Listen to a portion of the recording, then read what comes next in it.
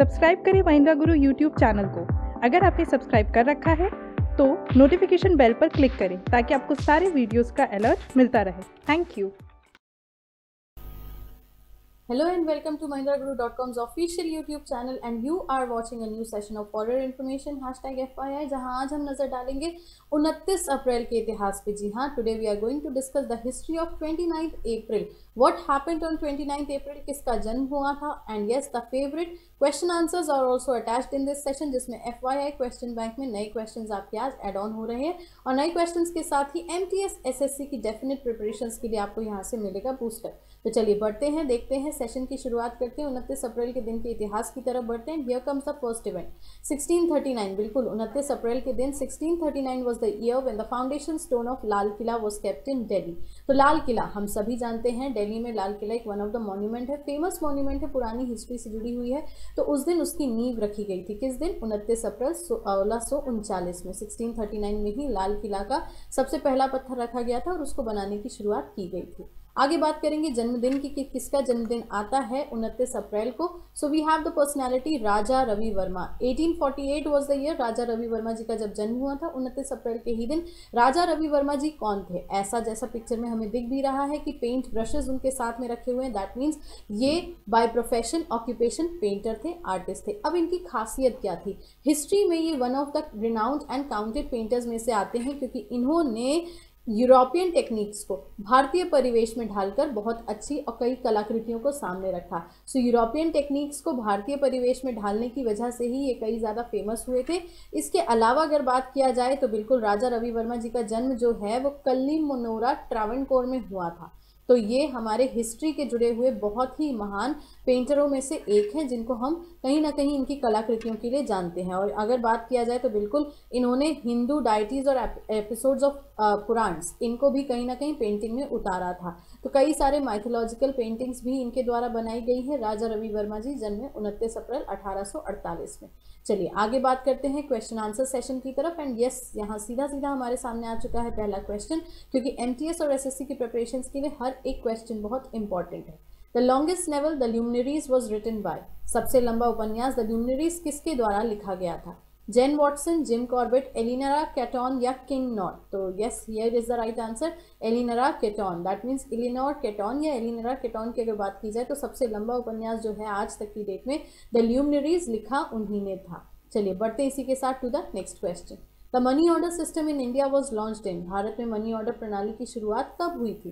1850, 1860, 1870 या 1880? So yes, here is the right answer, option number D, 1880। 1880 ही वो दशक था जब मनी ऑर्डर की शुरुआत भारत में की गई थी।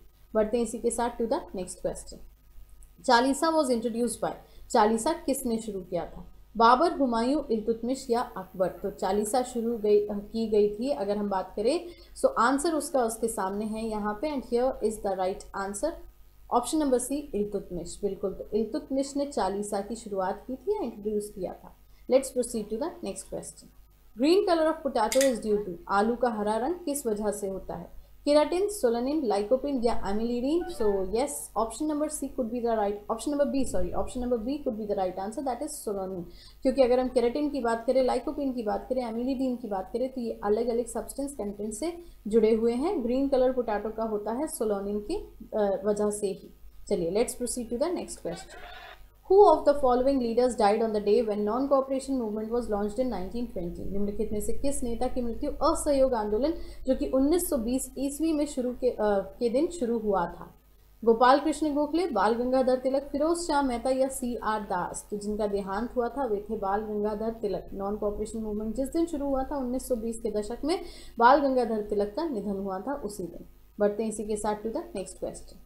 The idea of Pakistan was first pioneered by. Pakistan का विचार सबसे पहले किसने दिया था? MA जिन्ना, शौकत अली, सर सैयद अहमद खान या रहमत अली? सो डेफिनेटली इस क्वेश्चन को हम पहले भी कई बार डिस्कस कर चुके हैं। रहमत Ali is the right answer, that is option number D. तो पाकिस्तान का आइडिया या पाकिस्तान का विचार सबसे पहले आया था Rahmat Ali. Let's proceed to the next question. World literacy day is celebrated on. विश्व साक्षरता दिवस कब मनाया जाता है? 5 सितंबर, 8 सितंबर, 8 मार्च या 8 अक्टूबर? तो one of the important question, क्योंकि डेज पे रिलेटेड है। So world literacy day celebrate होता है 8 सितंबर को। जी हाँ, 5 सितंबर टीचर्स डे के 3 दिन बाद 8 सितंबर को हम विश्व साक्षरता दिवस या वर्ल्ड लिटरेसी डे मनाते हैं। Let's proceed to the next question.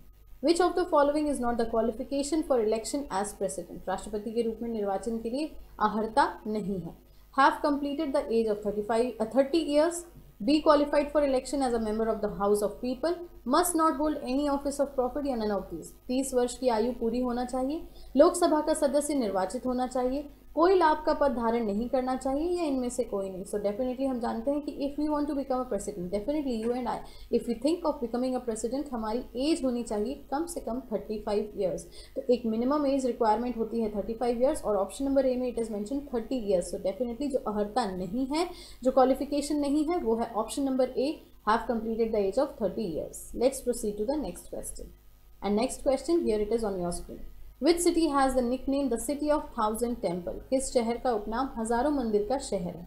Mahabalipuram, Kanchipuram, Venkateshwara या श्रीशैलम? सो यस, साउथ की सिटीज़ हैं सारी की सारी। तो किस शहर का उपनाम है हजारों मंदिर का शहर? दैट मीन्स सबसे ज़्यादा मंदिर अगर देश में बात की जाए तो वही है, and that is option number B, Kanchipuram.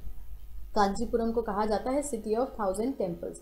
इसी क्वेश्चन के साथ we'll end up this session. Do not forget to click on the like button before getting offline. Comment करके जरूर बताइए FYI आपको कैसा लग रहा है, and yes do share the link so that maximum of the candidates can get the benefit of each and every day and details provided in this session. New viewers do subscribe our channel to get the easy access of the coming videos in coming future. Mahindra Guru के channel में फिर मुलाकात होगी आपसे, तब तक के लिए खुश रहिए, ख्याल रखिए, पढ़ते रहिए, and yes do not forget आपकी सफलता में ही हमारी सफलता है। Thank you so much.